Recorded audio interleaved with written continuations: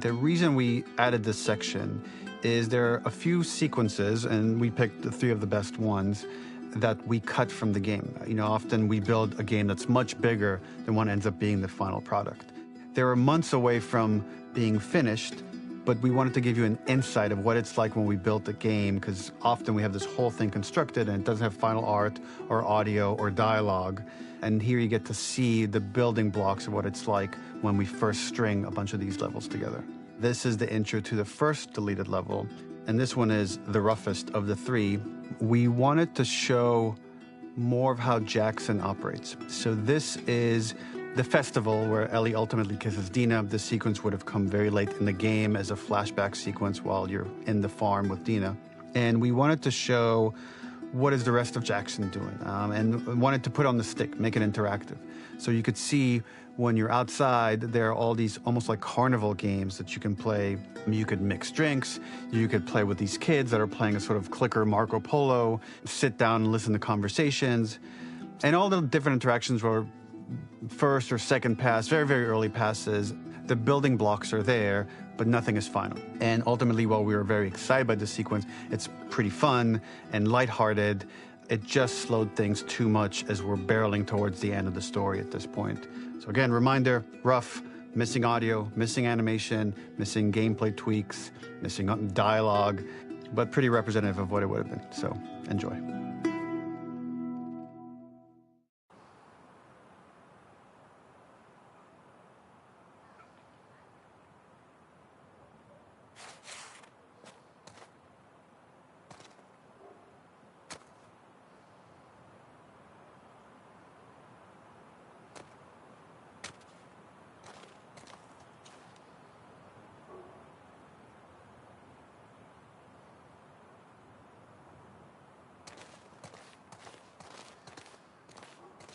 Originally, this level was going to transition us to farm. We would go all the way through to the dance, where Ellie and Dina share their first kiss. Then we would play through farm, and when Ellie plays the guitar at night, she would remember the Seth incident. So, the opening for this was a little tricky. We needed it to match at least a little what you might expect emotionally coming from prior beats, because we were already purposefully disorienting you. And something we really wanted to do was highlight the way their lives had turned upside down since she went down this path. We had this idea of recontextualizing all of our usual gameplay mechanics that were designed for really violent ends. The workbench, door bashes, throwable weapons, and even the infected, which is my personal favorite. Peppered throughout the level are moments of levity or shared history, all the while seeing how happy and mundane they all were before her huge revenge odyssey. It is not a festival without one of these throwing games. This one, of course, uses our throwable system where you're often chucking explosive things or stunning things, but for a more wholesome purpose, although some people take this game really seriously. A fun aspect of this is if you did well, you could win a toy here. Ellie would place it in her pocket. If you had done this, you'd find the toy with JJ, the baby, later back at the farm. When we cut this, the toy made it through anyway because it was so cute. It is the same one you see on the tractor at the farm. Ollie the elephant.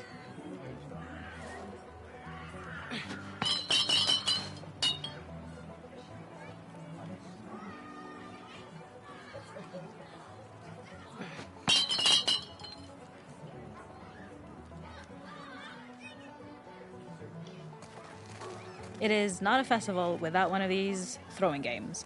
This one, of course, uses our throwable system where you're often chucking explosive things or stunning things. The makeup artist is pretty simple. It's one of those little in-game scenes we peppered in to make it feel like Ellie had roots in the town. Hallie, our writer, mentioned that in her mind, an ex-girlfriend of Ellie's tattooed her arm to cover up her scar. So we figured this might be the only time you get to see that. We wanted to hint at it and allude to it and make it feel like there had been so much more that had been happening and so much more that Ellie threw away.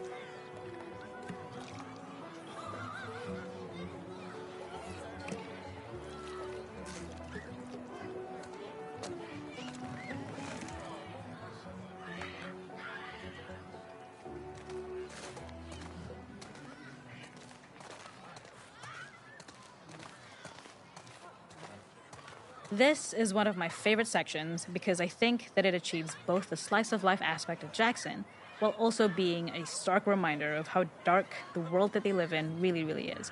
To attract attention and curiosity, one of the kids was supposed to make this adorable, messed up little clicker impression, and the others would giggle. We tried a version where if you got close enough, the kid might try to follow you a little before turning back. Since clickers are blind and move by echolocation, for this game of messed up tag, Ellie must close her eyes and listen for when the children give themselves away. The thought was that these kids are in relative safety. They still grow up with the dangers of clickers and runners, and all those lessons would embed themselves in the games that they play. When the festival got cut, they tried to preserve this moment and move it to the front of the game where the snowball fight is, as a tutorial.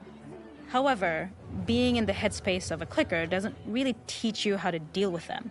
Eventually, it evolved, and they instead made the snowball fight, which was, I think, way more effective. For me, it's character illuminating that not only does Ellie know this game, she plays along. There's a familiarity with the kids that's really nice to see, especially because it's such a difference from the Ellie we see later, who has a sort of hollow normalcy that she's trying to get with JJ, but kind of fails.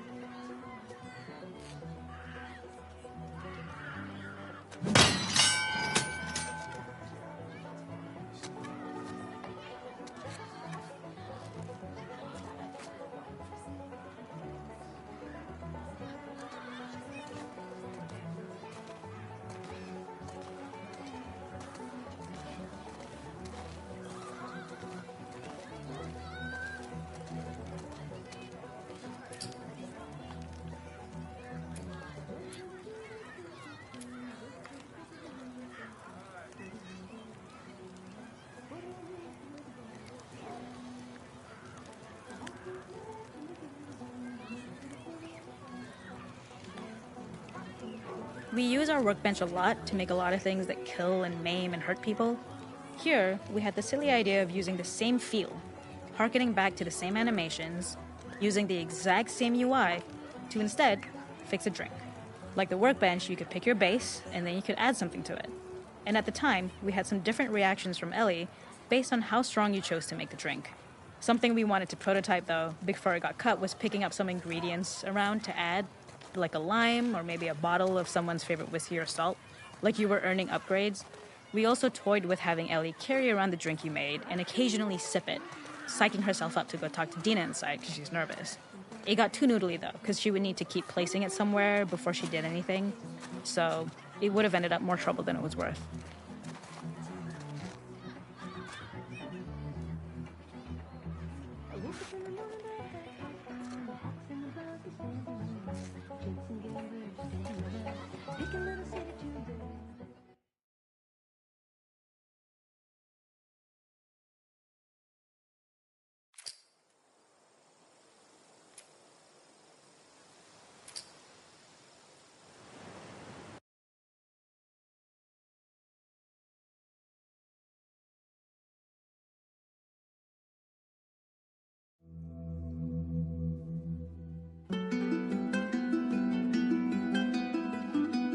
In this second deleted level, which is an extended sequence of the sewers in Seattle, this comes on the heels of where Ellie goes into a building and she survives an attack by stalkers and gets thrown out of the window and gets swept away by the current. And then we cut this section that used to be there in the final game. Now you will get to play it. So this was a way to get a bit more interesting puzzles, interesting traversal, figure out how Ellie can navigate the sewers with the fighting current. Ultimately, with a lot of these levels and these sequences, the reason why we cut them were for pacing purposes. But here it is for you in this very kind of raw form that part of it will feel finished, parts of it will feel like assets are missing as far as audio, animation won't be final. But it's a glimpse into what a game looks like when it's months away from finishing. Enjoy.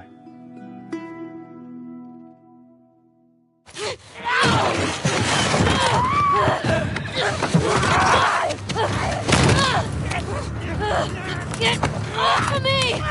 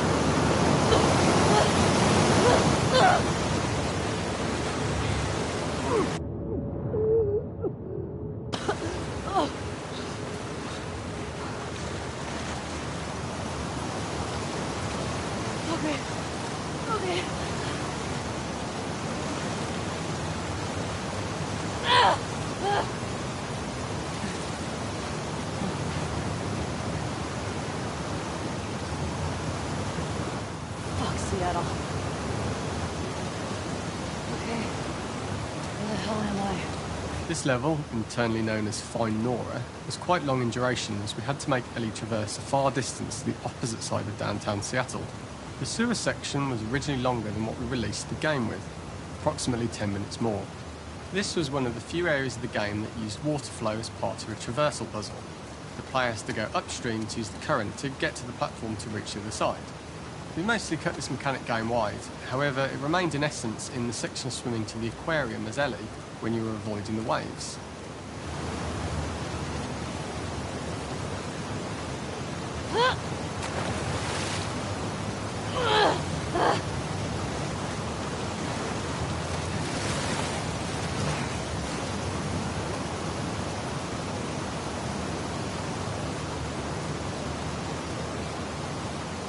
When players reach the doorway and enter into the room, they are faced with a dead end.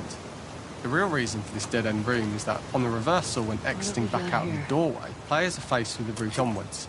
A pipe that they'd not been able to see when they were swept past it on the way in, and something that was hidden from view when on the side platforms. The intention here being that the only option is to go off the standard path in order to search for a way out.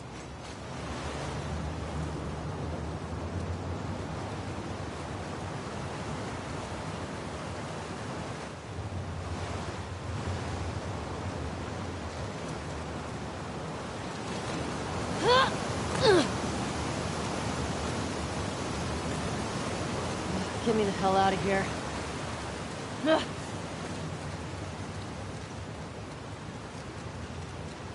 Throughout the rest of the level, we also used light to indicate to the player that they were heading in the right direction. At each turn, however, we blocked the direct route forward. Players would know that they just have to keep finding alternative paths. We slowly introduced the player to consider climbing into smaller pipes and crouching in these tight spaces. This is to slowly build up to and encourage the player to climb into such a small pipe that they'd have to be crawling on their stomach. We added a tiny space just to reward the player's exploration with a pickup item, and we made sure it was something that made sense that you'd find in this area. We loved the idea of making Ellie prone through a tiny, dirty pipe in order to get out, as it was a great opportunity to use our prone mechanic. The unique camera setup was created to support crawling in these pipes, as the standard prone camera is much higher above the player. We also created custom collision in order for Ellie to manoeuvre in these tight spaces easily. Initially, the oblong collision capsule around her character caused issues crawling around corners. We put extra effort into the custom corner collision so the movement experience is as smooth as the main game. In order for the player to feel cramped, claustrophobic and desperate, we'd been enforcing the traversal mechanics that allow for a tight environment which promote these feelings. We introduced the use of the squeeze through so that we can keep the player feeling enclosed and tight, but without repeating the same geometry. Here we change from low ceilings with wider walls to high ceilings and tight walls to change up the spatial pacing and keep the level from repeating itself.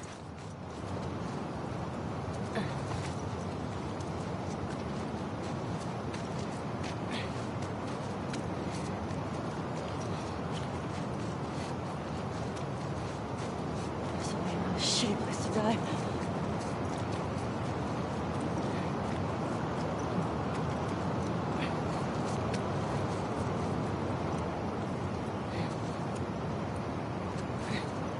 Originally, we had the waterline much higher here, so players had to swim through this tight tunnel. However, from watching user test feedback, it was occasionally causing people to discount the route entirely. As we surface from the water and over the crest of the slope, we reveal what is further in this tunnel. A clicker that has sprouted and the fungus has grown on the sides of the pipe. It was great to see people who user tested this area becoming increasingly worried as we forced the player to squeeze past the fungus and inches away from the clicker's face, all the time not being sure whether the clicker might be alive or attack them. Although we aren't as cruel as to force a clicker attack in such close proximity, we do have a payoff for this moment. This clicker momentarily turned into Joel to show Ellie's PTSD from what happened to Joel at the start of the game.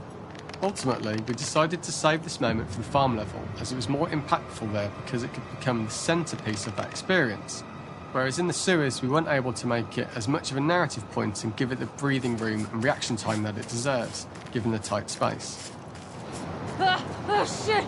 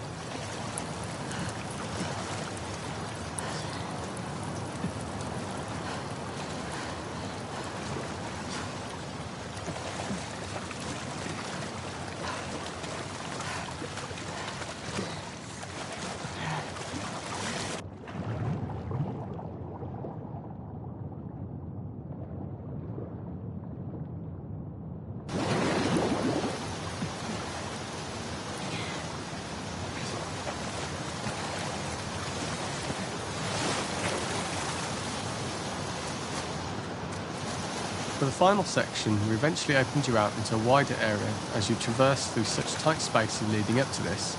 So changing the environmental pacing makes it begin to feel like we're coming to the end of Ellie's ordeal.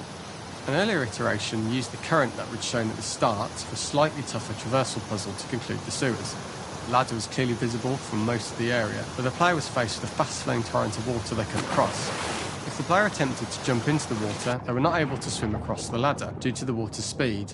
But instead, they had to traverse the pipe running along the top of the space in order to get across the water. This is the first time we get to see stalkers that are embedded into the walls. So this optional room is a nice little early extra that the player gets if they explore. We also use the pickups to lure players over to be close enough to trigger the stalker's attack. And this caused quite a few jump scares with user testers who played our game before its release.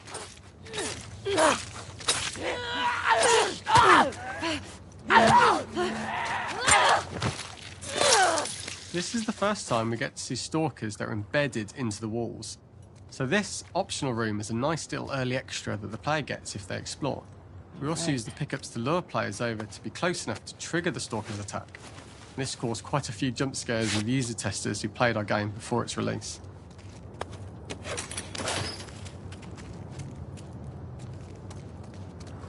This is the first time we get to see stalkers that are embedded into the walls.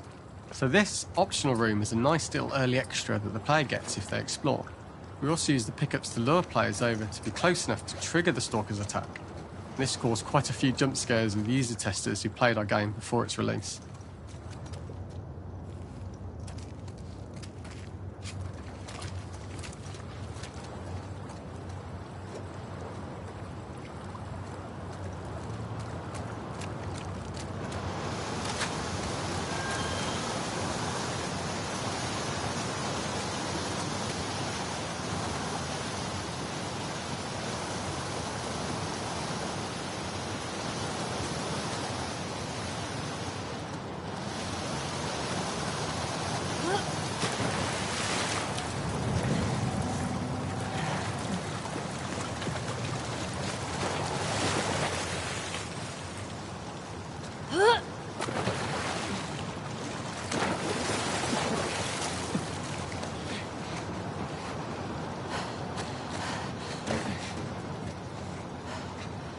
Using this pipe was retained in the iteration we shipped with, as it's the last of the extreme methods Ellie has to undergo in order to escape the sewers, and what she will go through in her pursuit of revenge.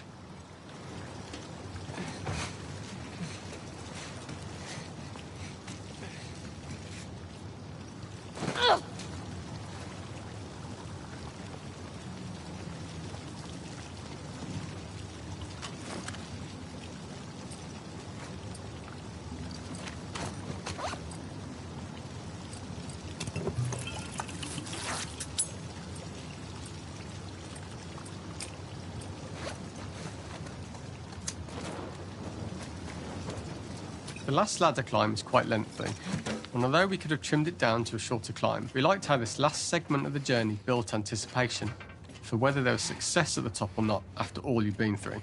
Ultimately, the ladder exits out into the subway station, which is how it connects in the final game. Ellie then has to find her way to the hospital from here, crossing paths with the scars for the first time.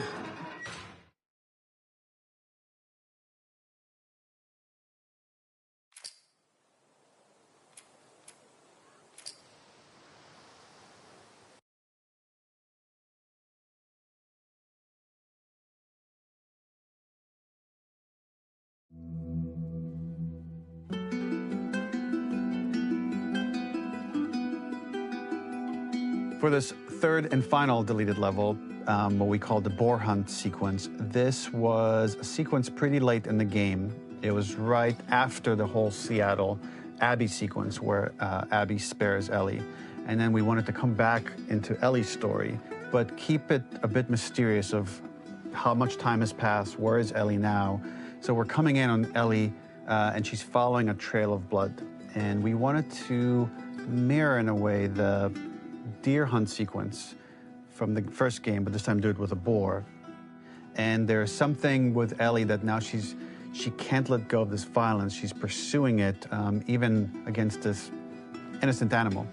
This was another opportunity to show how the violence that Ellie has experienced, the violence that she witnessed being afflicted onto Joel, is still sticking with her, and she's still experiencing these PTSD moments. This was a sequence that was pretty far along and was cut pretty late in production. Parts of it are still really rough, but the gameplay, the building blocks were all there. I think you'll have fun to see, like, again, a rough, unfinished sequence that you can play. You can see all the way to the end, and including a cinematic that we end up cutting. And the remnants of the sequence ended up being mentioned in Ellie's journal.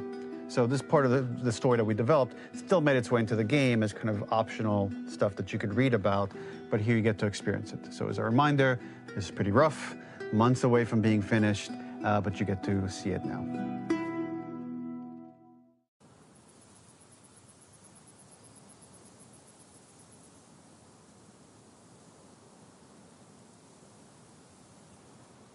Where are you? So the boar hunt was one of the hardest levels for me to work on. It was a huge challenge with the systems that we had, and we kept trying, but it never felt quite right. Originally, the level happened after the Jackson Festival, which also got cut, but before Farm. Once the festival got cut, it became the prologue to Farm. The intended experience is that we jump forward in time after the fight with Abby in the theater. We don't know where Dina is. We likely assume she's dead because she was just bleeding out. Ellie is alone. Her hair is short. So maybe this is the future or the present. And she's hunting. Hunting who? Abby still?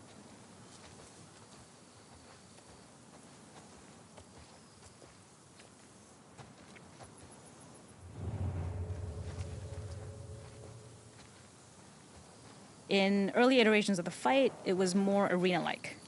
The player slowly whittles down the boar's health. Ellie gets more visceral and more vicious. We get a little worried about her. As the boar gets weaker, more panicked, more feral, and we start feeling sympathetic to the boar was the hope.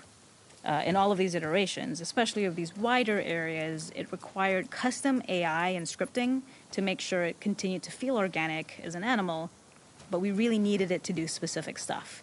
It needed to be able to close distances really, really quickly. It needed to charge to attack, but we wanted the feeling of hunting, so we needed to track it down from afar. And we also needed to discourage the player from attacking the boar when it's that close, or it would kind of turn into this melee kerfuffle. How do we do this in our world while keeping the boar believable?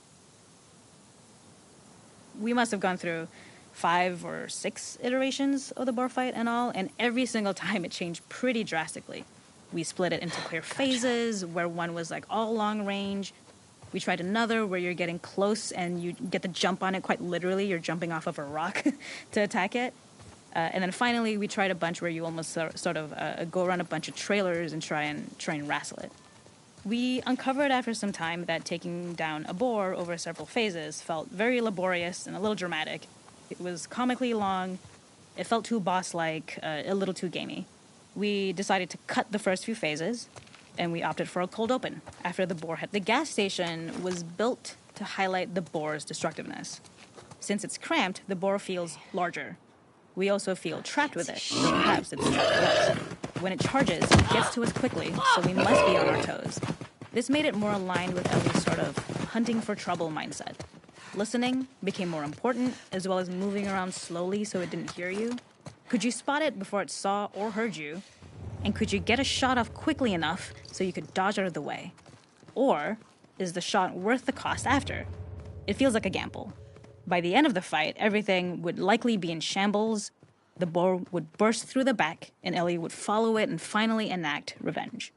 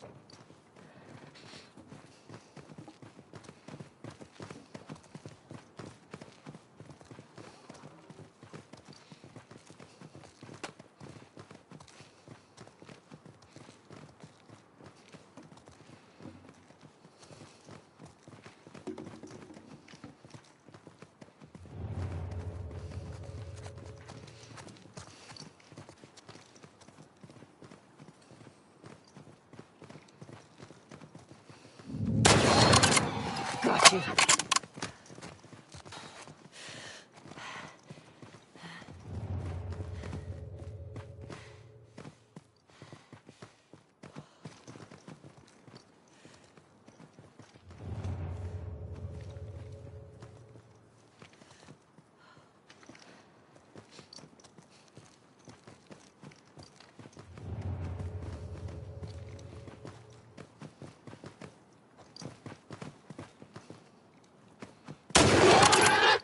It's over.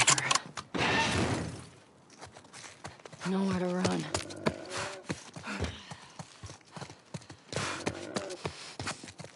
The boar kill was supposed to be anything but glorious.